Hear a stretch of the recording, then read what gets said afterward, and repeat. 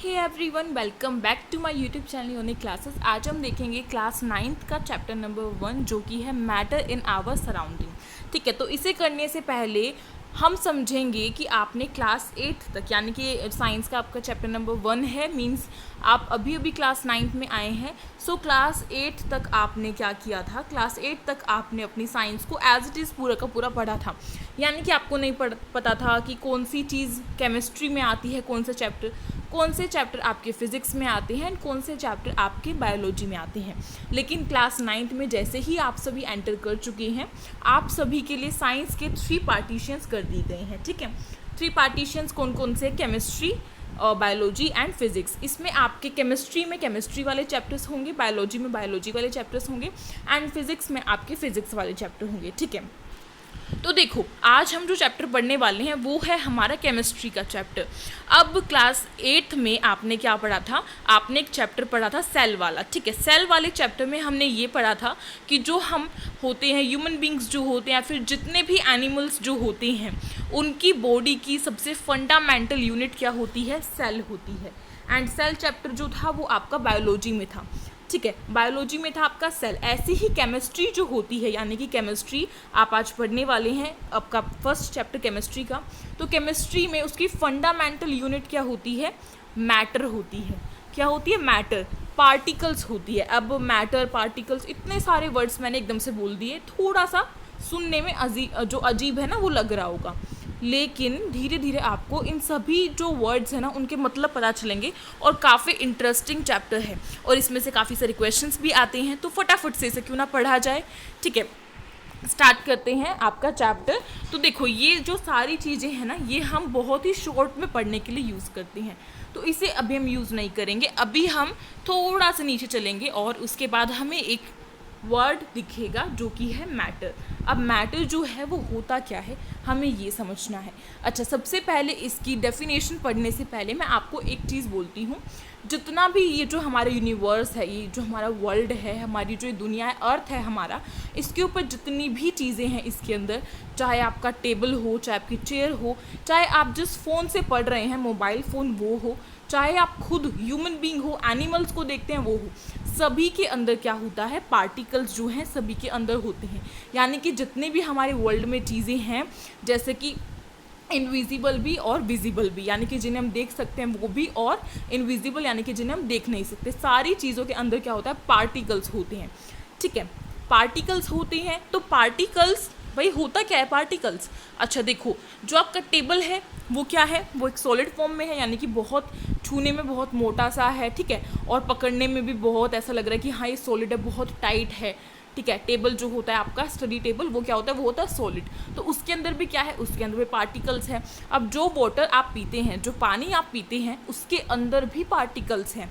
ऐसे ही जो हवा, जो हमारे आसपास एटमॉस्फेयर में एयर है, चाहे वो ऑक्सीजन हो, नाइट्रोजन हो, कार्बन डाइऑक्साइड हो, हाइड्रोजन हो और आपके सल्फर डाइऑक्साइड हो, बहुत सारी गैसेस होती हैं हमारे एयर में। ठीक है, हम सभी को पता है।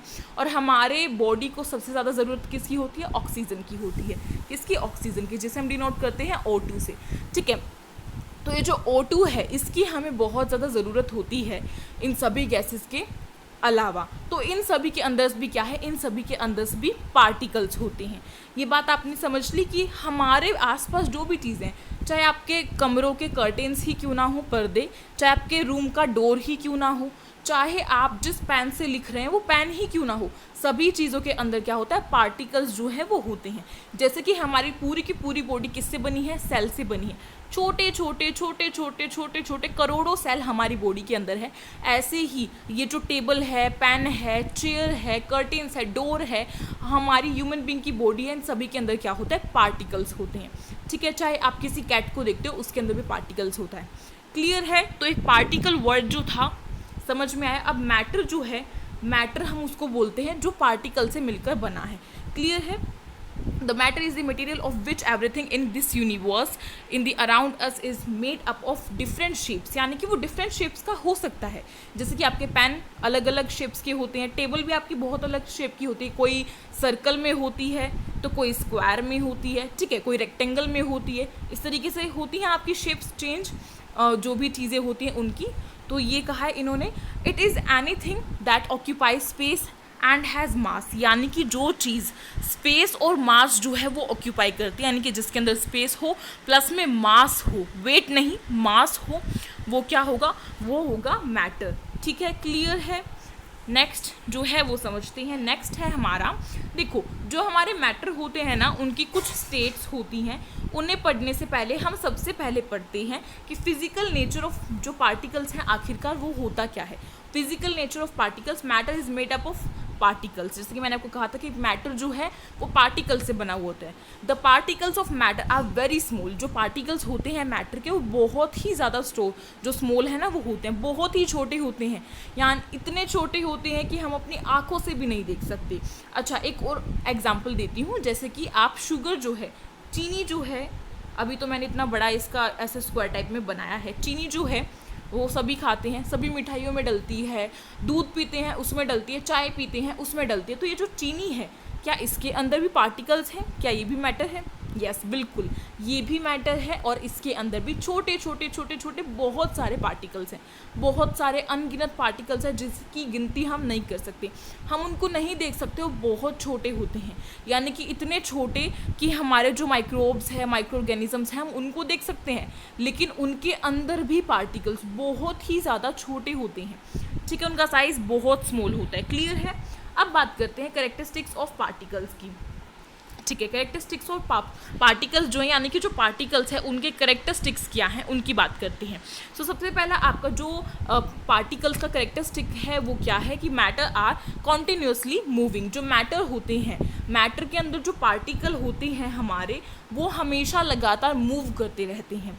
यानी कि एक एग्जाम्पल देती हूँ लिक्विड का, आप यहाँ पर देख सकते हैं, ये एक टेस्ट ट्यूब है, छोटा सा बीकर है, बीकर टेस्ट ट्यूब नहीं बीकर है, इसके अंदर वाटर है। ठीक है, वाटर के अंदर ये जो सर्कल में दिखाया हुआ है ना बच्चों, इसे थोड़ा सा और क्लोज करते हैं, ये जो वाटर के अंदर सर्कल में दिखाया हुआ है ना, ये क्या होगा, ये हमारा होगा पार्टिकल्स। ठीक है, और ये पार्टिकल्स क्या है, ये कॉन्टिन्यूसली मूव करते रहते हैं, हिलते रहते हैं। देखो मैटर ये नहीं करता कि इनके अंदर कितना स्पेस है कितना नहीं। अब मैटर जो मैंने वर्ड बोला उसका मतलब उस वाले मैटर से लेकर मत जाना, ठीक है, वो दूसरे वाला मैटर है। ठीक है, ओके, तो ये जो आपके पार्टिकल्स हैं इनके बीच में कितना स्पेस है वो चीज़ नहीं दिखती, बस ये दिखता है कि ये क्या है, कॉन्टिन्यूसली क्या करते हैं, कॉन्टिन्यूसली मूव करते हैं। क्लियर है। ओके, नेक्स्ट थिंग अब हम पढ़ते हैं। नेक्स्ट इसका जो करेक्टरिस्टिक्स है वो है particles of matter have space between them. जो पार्टिकल्स होते हैं मैटर के, उनके बीच में स्पेस होता है। स्पेस मीन्स जगह होती है, खाली जगह। जैसे कि अगर यहाँ पे मैं आपको एक ड्रॉ करके दिखाऊं, तो मानो ये बीकर मैंने लिया और इसके अंदर ऐसे पानी है, पानी के अंदर मैं पार्टिकल्स जो है ना अलग कलर के बनाती हूँ। ये कुछ इस तरीके से पार्टिकल्स यहाँ पे हैं, ये रहे ये रहे ये रहे। ठीक है, अब इनके अंदर का जो स्पेस है, इनके पार्टिकल्स के बीच का space, just like this this this. ठीक है, ये क्या है, ये इन पार्टिकल्स के बीच में क्या है, इन पार्टिकल्स के बीच में स्पेस है, क्या है, खाली जगह है, जिससे कि ये मूव कर पाते हैं। क्लियर है, ये इसका कैरेक्टरिस्टिक था सेकंड वाला। अब यहाँ पे एक बहुत ही अच्छा सा एग्जाम्पल दिया है, देखो जो स्पेस होता है उससे क्या होता है भाई, उससे एक चीज़ होती है। यहाँ पे देखो एक एग्जाम्पल है नींबू पानी का। ठीक है, नींबू पानी हम जब बनाते हैं तो हमें नींबू पानी की रेसिपी तो सभी को पता है, इतने बड़े हो चुके हो कि नींबू पानी के अंदर क्या क्या डलता है सभी को पता होगा। नॉर्मल वाला नींबू पानी किस तरीके से बनता है, नींबू डाला, चीनी डाली और थोड़ा सा सोल्ट डाला, इस तरीके से कुछ बनता है हमारा नींबू पानी। ठीक है, तो ये आपका नॉर्मल वाटर था। कैसा था, ये आपका नॉर्मल वाटर। फिर जब हमने इस वाटर में सॉल्ट को ऐड किया तो क्या होगा, देखो नॉर्मल वाटर के अंदर भी पार्टिकल्स थे, सॉल्ट के अंदर भी पार्टिकल्स हैं। अब ये जब सॉल्ट इसके अंदर गया वाटर के अंदर, तो जब हमने इस बीकर को स्टिर किया, यानी कि इसको मिक्स किया, घुमाया, इसको थोड़ा थोड़ा हिलाते रहे, तो धीरे धीरे क्या होगा, ये जो सॉल्ट है ना, सॉल्ट के जो पार्टिकल्स है ना, छोटे छोटे छोटे छोटे, ये वाटर के पार्टिकल्स के साथ घूमने लग गए, मूव करने लग गए। ठीक है, मूव करने लग गए बिकॉज इसके पास स्पेस है। वाटर के अंदर क्या है, वाटर के पार्टिकल्स के अंदर क्या है, स्पेस है, उनके बीच में स्पेस है। क्लियर है, बिल्कुल अच्छे से क्लियर हो गया। देखो हम जो है, हम जब नींबू पानी बनाते हैं तो हमें इस पानी के अंदर क्या होता है, सॉल्ट हमें कहीं पे भी नज़र नहीं आता, आता है कभी नज़र, कभी भी नहीं आता। ठीक है, कभी भी नहीं आता। लेकिन ऐसा नहीं है कि ये सोल्ट अगर अच्छे से मिक्स हो गया तो इसके पार्टिकल्स ख़त्म हो गए, नहीं, कभी भी इसके पार्टिकल्स ख़त्म नहीं होते, वो छोटे छोटे छोटे छोटे हमें नज़र भी नहीं आएंगे। हम जब शक्कर मिलाते हैं या फिर सॉल्ट मिलाते हैं तो जब हम उसको मिक्स कर देंगे तो हमें देखने में ऐसा लगेगा कि हाँ भाई वाटर के अंदर ये मिल गया है, और दूर से इसको देखकर कोई नहीं पहचान सकता कि नॉर्मल वाटर है या फिर ये मीठा पानी है, इस तरीके से। लेकिन उसके अंदर छोटे छोटे छोटे छोटे शुगर के पार्टिकल्स जो हैं वो मौजूद रहते हैं। क्लियर है? नेक्स्ट जो है इसका करेक्टरिस्टिक वो क्या है, नेक्स्ट आपको जो करेक्टरिस्टिक है पार्टिकल्स का, वो है particles of matter attract each other. जो पार्टिकल्स होते हैं मैटर के, वो क्या करते हैं, वो एक दूसरे से अट्रैक्ट होते हैं, एक दूसरे के पास आते हैं। समझ में आ गई बात? अच्छा, अब किस तरीके से इसको समझाती हूँ मैं आपको, एक बहुत ही अच्छा सा एग्जाम्पल लेके। When we open a water tap, try to break the stream of water without finger. अच्छा, कभी आपने जो पानी का नल होता है वाटर टैप, उसको कभी ओपन करके देखा हो और कोशिश की हो कि हम उसे पकड़ेंगे, पानी को पकड़ेंगे ऐसे ही बिना, ऐसे जब हम हथेली करते हैं उससे तो हमारी हथेली में थोड़ा सा पानी आ जाता है, लेकिन क्या जब हम अपनी उंगलियों का यूज़ करके और ऐसे मुट्ठी बनाते हैं तो क्या हमारे मुट्ठी में पानी आ पाता है? नहीं। क्यों? क्योंकि जो पार्टिकल्स हैं ये आपस में अटैच होते हैं, अट्रैक्ट होते हैं एक दूसरे से। इनके बीच में स्पेस है लेकिन ये एक दूसरे से क्या होते हैं, अट्रैक्ट होते हैं। ठीक है, क्लियर है? नेक्स्ट चलते हैं। ओके, अच्छा, एक बहुत ही अमेजिंग सी पिक्चर यहाँ पे आपको देखने को मिलेगी। सबसे पहले बात करेंगे सॉलिड की। सॉलिड की यहाँ पे हमने एक प्लेट ले ली। प्लेट क्या है? ये है सॉलिड की। ठीक है, जैसे ही आपका टेबल है वो भी है सॉलिड फॉर्म में, आपका जो पेन है वो भी सॉलिड फॉर्म में है, आपका जो चश्मे का बॉक्स है वो भी सॉलिड बॉक्स में है, सॉरी बॉक्स में नहीं, सॉलिड फॉर्म में है। आपका जो फ़ैन है रूम का वो भी सॉलिड फॉर्म में है, आपके जो रूम के डोर्स हैं वो भी सॉलिड फॉर्म में है। ठीक है, इस तरीके से क्लियर है? तो सॉलिड की फॉर्म का हमने एक प्लेट का एग्जाम्पल ले लिया। अब जो इस प्लेट के अंदर पार्टिकल्स है, इनको देखो जूम करके दिखाया है, इसे हम ऐसे नहीं देख सकते, इसको जूम करके दिखाया है। इसके अंदर ये जो इसका एक कोना है ना, इसके अंदर बहुत सारे पार्टिकल्स होते हैं। और सोचने की बात देखो, अगर हम पूरी प्लेट के अंदर के पार्टिकल्स गिनने बैठ गए ना तो पूरी ज़िंदगी निकल जाएगी, लेकिन पार्टिकल्स हम कभी भी नहीं गिन पाएंगे। क्लियर है? तो देखो, इसके जो सॉलिड के जो पार्टिकल्स होते हैं वो क्या है, वो इनके बीच में बहुत ही कम स्पेस होता है। देखो ऐसे, फिर ऐसे, फिर ऐसे, फिर ऐसे, ऐसे ऐसे करते करते बहुत ही कम स्पेस होता है। वो तो मेरे से अच्छे से ड्रॉ नहीं हो पा रहा है, आप पे पिक्चर में देख सकते हैं बहुत ही कम स्पेस है। जो रेड कलर की लाइन दिखा रहे हैं, बस इतना सा ही इसमें स्पेस जो है वो हमें दिख रहा है।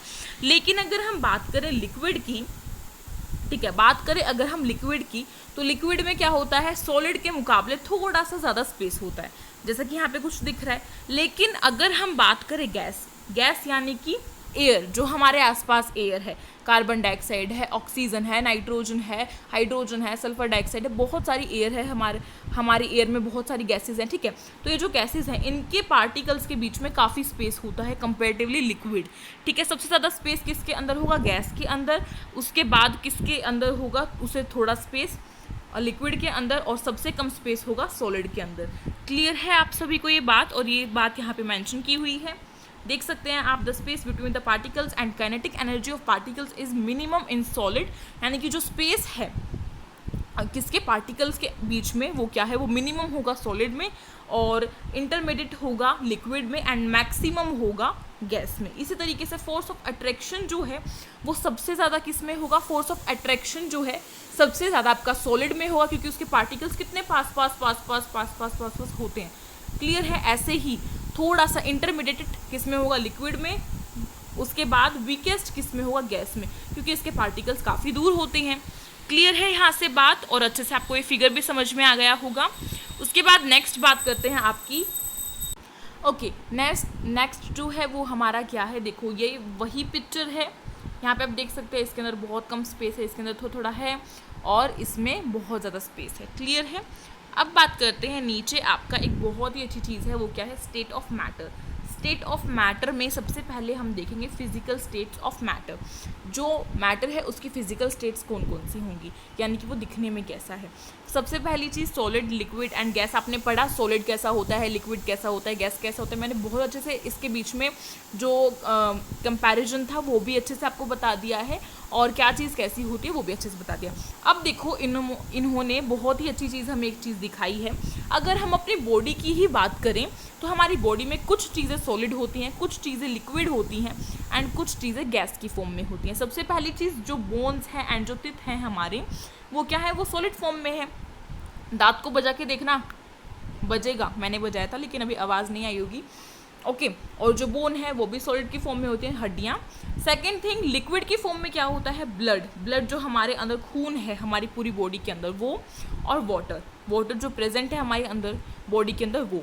अब देखो कभी थोड़ा सा भी ब्लड आपका निकला हो, कभी चोट लगी हो बचपन में, तो क्या होता है, ब्लड क्या होता है, लिक्विड फॉर्म में होता है, ऐसे पानी पानी सा होता है ना देखने में, वाटर थोड़ा थोड़ा ऐसा लिखता है देखने में, ठीक है। क्लियर है, लिक्विड फॉर्म, सॉलिड फॉर्म। अब बात करते हैं गैस की। गैस क्या होती है, गैस भी हमारी बॉडी में प्रेजेंट है।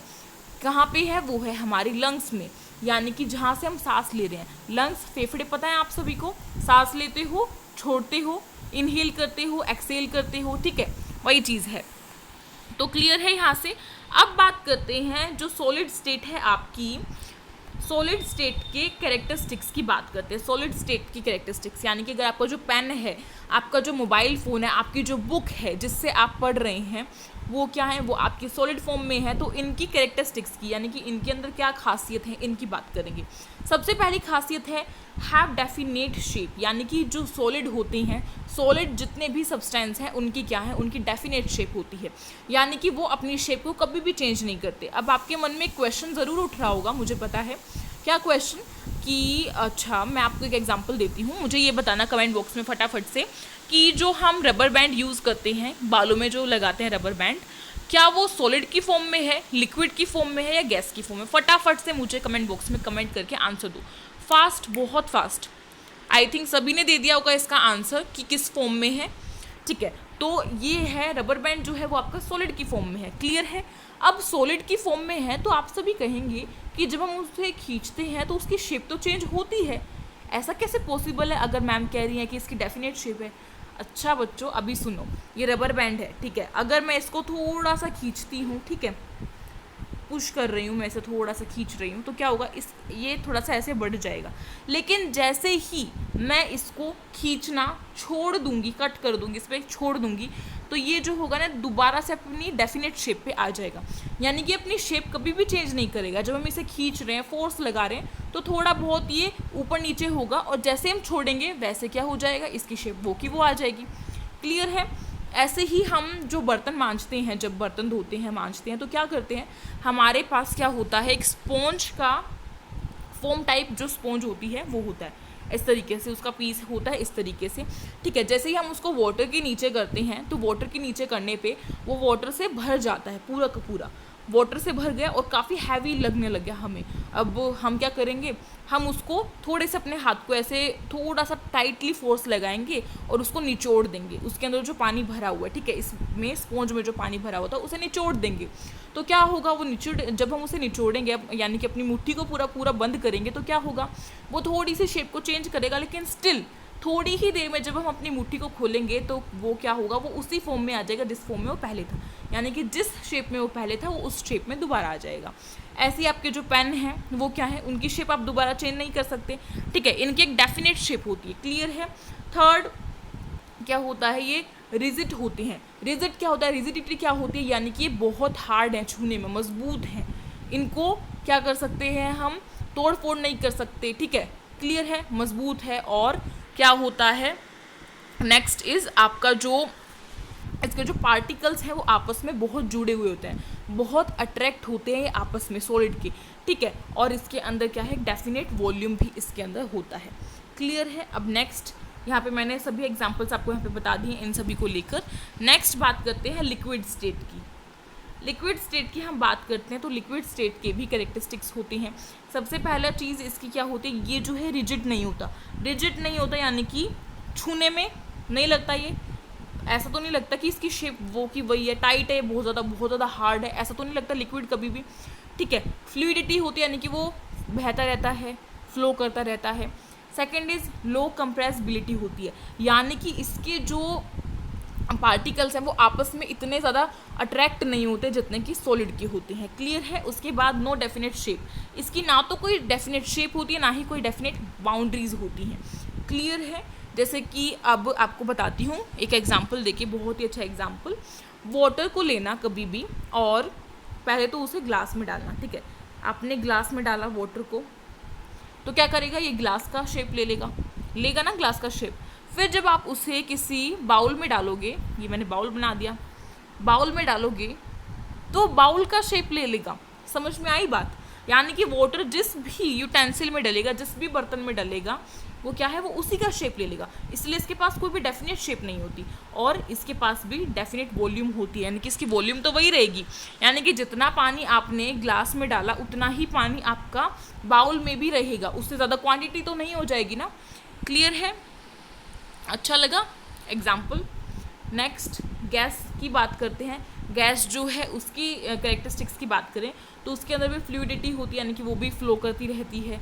उसके अंदर हाई कंप्रेसिबिलिटी होती है। ठीक है, उसके अंदर क्या है, उसके अंदर जो पार्टिकल्स हैं वो बिल्कुल भी अट्रैक्ट नहीं होते, यानी कि बहुत दूर दूर होते हैं, ऐसे ऐसे ऐसे ऐसे ऐसे कुछ इस तरीके से। कितना दूर दूर है, कितना दूर दूर है, कितना है भाई, कितना है, देख रहे हो कितना कितना दूर दूर मैंने बनाया है, और भी दूर दूर होते हैं। नेक्स्ट, इसकी भी कोई डेफिनेट बाउंड्री नहीं होती, ना ही इसकी कोई डेफिनेट शेप होती है। यानी कि अगर आप किसी गैस को, मानो ऑक्सीजन की गैस के सिलेंडर्स देखें आपने, मेट्रो में होते हैं, आपके स्कूल्स में भी पाएंगे किसी ना किसी जगह देखना, तो वो जो सिलेंडर होते हैं, यहाँ पे ऐसे सिलेंडर बना रही हूँ मैं, वो जो सिलेंडर होते हैं उसके अंदर जो गैस फिल की जाती है वो उसी की शेप ले लेता है। अगर हम इस सिलेंडर की शेप को ही चेंज कर दें, मानो इसको हम रेक्टेंगल का बना दें, कुछ इस तरीके से रेक्टेंगल बना देंगे, तो क्या होगा, वो इसकी भी शेप ले लेगा। क्लियर है। और लेकिन इसकी वॉल्यूम जो है वो भी डेफिनेट नहीं होती, इसमें को चेंज है, have no definite volume. Clear है। इसकी वॉल्यूम डेफिनेट नहीं होगी, बिकॉज गैस को जब ट्रांसफ़र करोगे तो कहीं ना कहीं थोड़ी बहुत निकल जाएगी। ठीक है, और जब किसी दूसरी चीज़ में भरोगे तो थोड़ी बहुत ज़्यादा भी डल सकती है। इस तरीके से लगा सकते हैं आप। चलें अब नेक्स्ट चीज़ पर। नेक्स्ट है आपका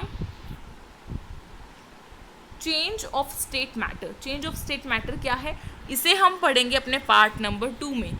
किसमें, पार्ट नंबर 2 में। वीडियो हो चुकी है बहुत ही ज़्यादा लॉन्ग, और मैं ऐसा नहीं चाहती कि आप स्टार्टिंग वाले दिन ही ऐसा फील करें कि भाई इतनी बड़ी बड़ी वीडियो, इतने बड़े बड़े चैप्टर कैसे करेंगे। नहीं, बहुत ईजी है, समझने में टाइम लगता है लेकिन फिर धीरे धीरे बहुत अच्छे से हो जाएगा, और बहुत चुटकियों का खेल है, बहुत मस्त है केमिस्ट्री तो पढ़ने में। ठीक है, तो ये जो change of state of matter है इसको हम सेकंड पार्ट में पढ़ेंगे। और अगर पार्ट नंबर 1 आपको अच्छा लगा हो, यानी कि ये वाली वीडियो आपको अच्छी लगी, तो प्लीज़ इस वीडियो को लाइक करें, अपने फ्रेंड्स में शेयर करें, एंड अगर आप न्यू है तो प्लीज़ सब्सक्राइब कर दें हमारे चैनल को। आई थिंक अभी तक तो कर ही दिया होगा, और साइड में जो बेल आइकन है उसे कर दे प्रेस, जिससे कि न्यू वीडियोज़ की नोटिफिकेशन आपके पास आती रहे। एंड अगर आपने साइंस का सिलेबस चेक नहीं किया है और 2022 से लेकर 23 के सेशन के लिए, तो फटाफट से जाके उसे भी चेकआउट करो, उसकी भी लिंक आपको डिस्क्रिप्शन बॉक्स में मिलेगी। एंड अगर आप चाहते हैं कि मैं किसी और सब्जेक्ट को भी कराऊं अपने चैनल पर, तो उस सब्जेक्ट का नेम मुझे आप कमेंट बॉक्स में बता सकते हैं, और वीडियो कैसी लगी वो भी आप मुझे कमेंट बॉक्स में कमेंट करके बता सकते हैं। Thank you so much for watching this video. मिलते हैं पार्ट नंबर 2 में। सॉरी।